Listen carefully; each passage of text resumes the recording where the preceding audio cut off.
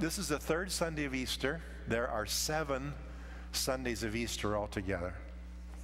And Easter began 2 weeks ago, and it goes up and through June 1st, which happens to be Ascension Sunday, the day that we remember Christ ascended to heaven. And then the next week, June 8th, is Pentecost, where we remember the birth of the church and the pouring out of the Holy Spirit. So there's 7 Sundays of Easter, which is a good thing, because it's taking that long for spring to come. And it's almost here. And this episode in Luke 24 is an amazing story. And Luke is the only place that talks about it. Mark makes reference to it, but Luke's the only one that tells the story. And it reads this way. Now that same day, 2 of them were going to a village called Emmaus, about 7 miles from Jerusalem. And they were talking with each other about everything that had happened. And as they talked and discussed these things with each other, Jesus himself came and walked along with them. But they were kept from recognizing him. Now we'll talk about that in a second. And he asked them, "What are you discussing together as you walk along?" And they stopped walking and they stood still, their faces downcast. One of them, named Cleopas, asked him, "Are you the only visitor in Jerusalem and who does not know the things that have happened here in these days? What planet are you from?" is what he was asking. And they were coming from Jerusalem, so they assumed that the stranger had come from Jerusalem as well. Well, he said, "What things?" "About Jesus of Nazareth," they replied. "He was a prophet, powerful in word and deed before God and all the people. And the chief priests and our rulers handed him over to be sentenced to death. And they crucified him. But we had hoped that he was the one who was going to redeem Israel. But what is more, it's the 3rd day since all this took place. And in addition, some of our women amazed us." It's still true today, isn't it? Some of our women amazed us. "But they went to the tomb early this morning, but didn't find his body. They came and told us that they had seen a vision of angels who said he was alive. Then some of our companions went to the tomb and found it just as the women had said, but him they did not see. And then the stranger looked at them and said, 'How foolish you are, and how slow of heart to believe all that the prophets have spoken.'" All the prophets.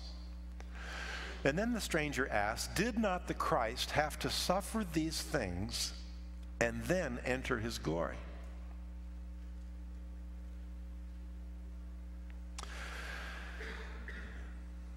And I love this next verse, verse 27.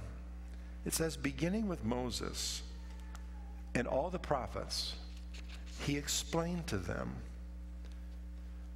what was said in," how many of the scriptures?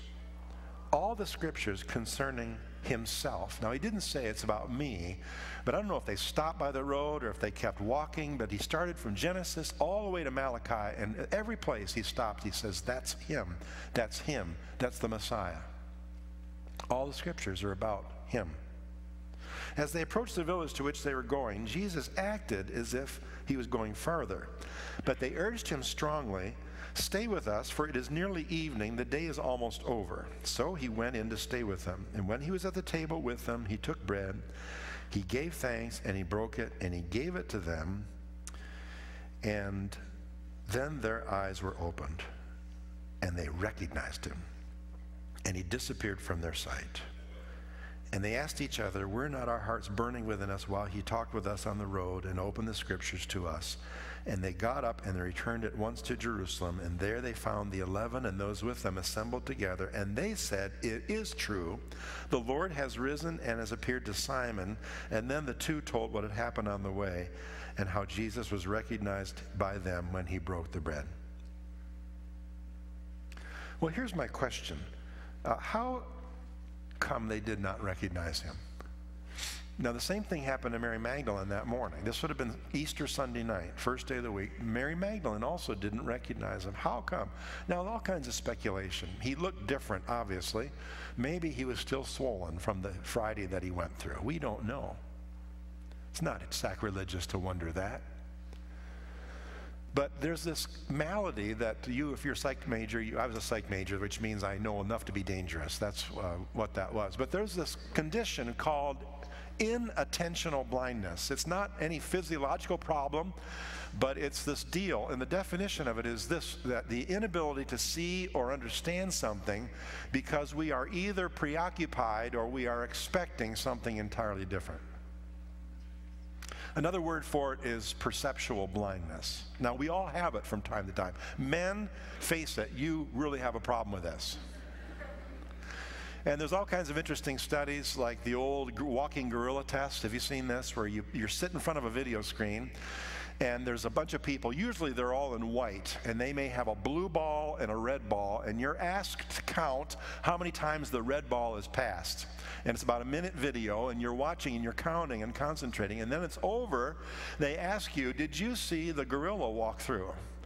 And over half the people didn't see him because they're focusing on something else. It's an interesting test. They're using it to deal with testimonials during crimes, why people don't see what they see. They're also using it with this new deal that's happening with people with cell phones, texting. They did not see the stop sign.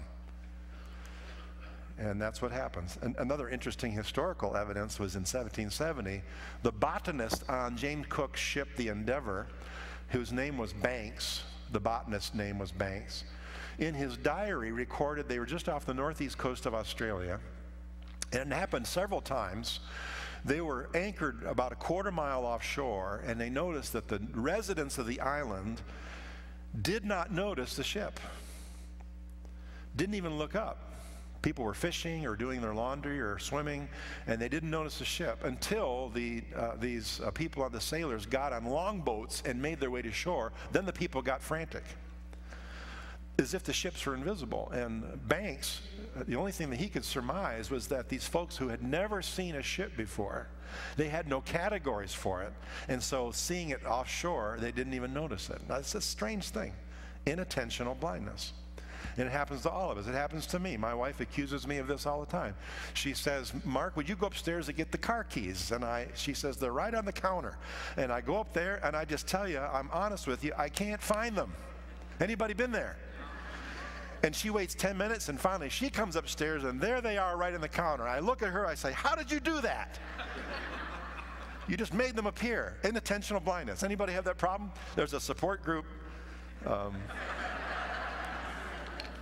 If you can find the room, we'll have a support group.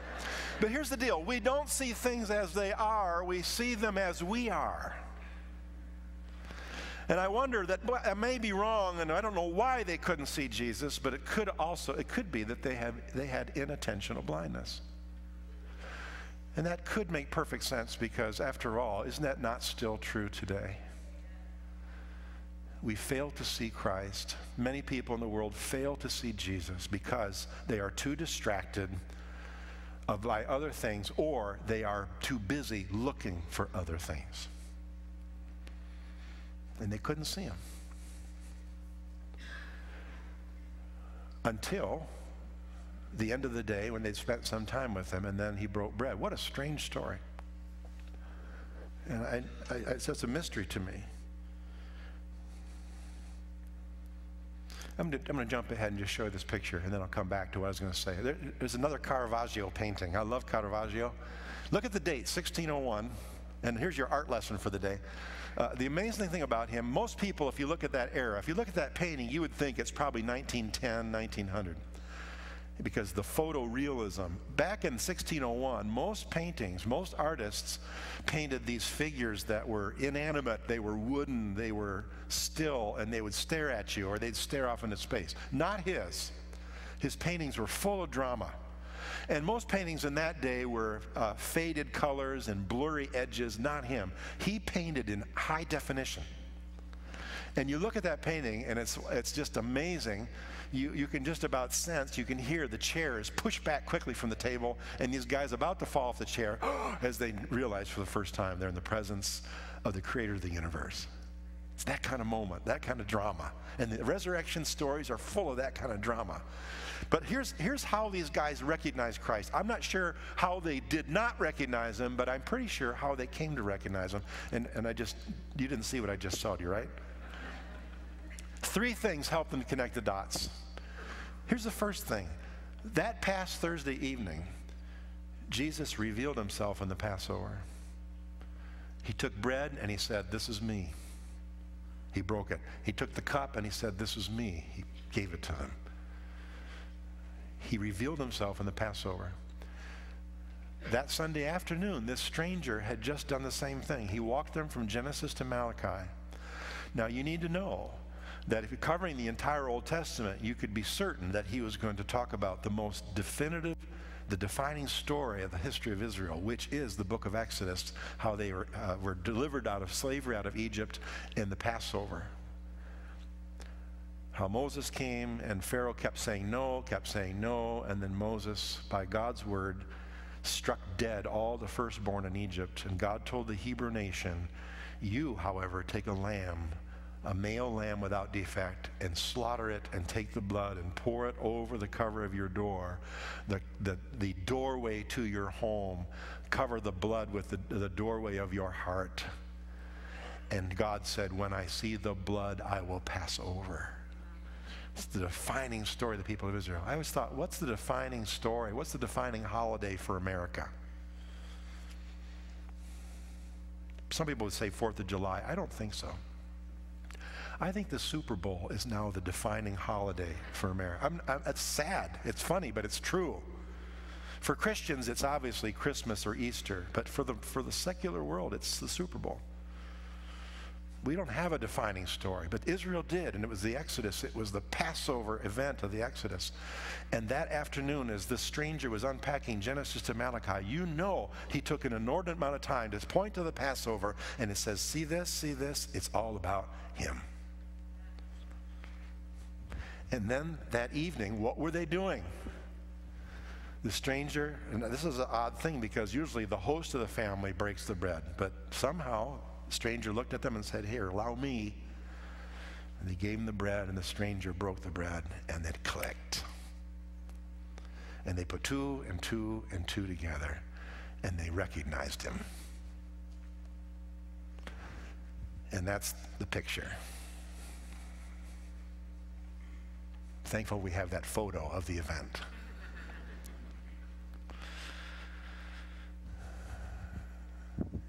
People still have inattentive blindness today.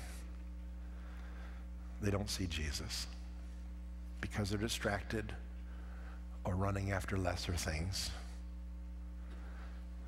In fact, some people in this room might say, you know, I'm the only one in this room that really has a hard time believing this stuff. And you may think everybody else in this room, it's easy for them to believe in Jesus. Well, I want to tell you something. It's hard for everybody in this room. We all suffer from inattentional blindness. And if you think it's easy for everybody else, just think again. Every one of us lives in that gap between what we can taste, see, smell, and touch, and this hope into something that's unseen. We all live there. But God's promise, I think, is true still of anybody. He says, you'll seek me and you'll find me when? When you seek me with all your heart. And the beautiful thing is the Christ who appeared to them in that road is the Christ who's here today.